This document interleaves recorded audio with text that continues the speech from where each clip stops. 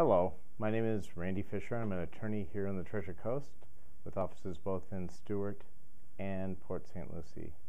The reason I'm talking to you now is, it'll say underneath this, can I keep my car? And, that's a real problem.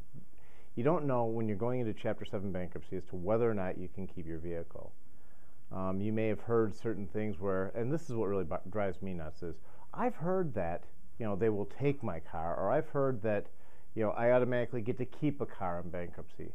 Well, what really matters is really the financial status of the vehicle, plus your exemptions and what exemptions you have.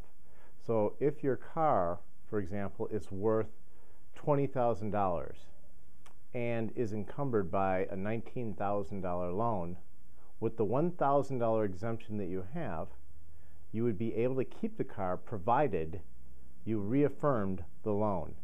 And I'll go into reaffirmation agreements in another segment. But that would be a way in which you could keep the car.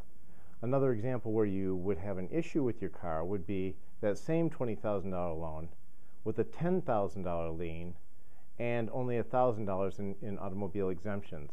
Now that would be a problem, because in that case you would have $9,000 that would not be covered by the exemptions. So at that point we're going to have to make a decision. How are you going to be able to keep that vehicle? What are you going to be able to do? In the event that you and let's say you were married and you both had $4,000 in wild card exemptions, you and your spouse, and the vehicle was titled in both of your names, you'd be able to apply those exemptions toward that car, and that would cover $8 of the $9,000 that still would not be protected while you're in bankruptcy. So you'd still have $1,000 of unprotected assets.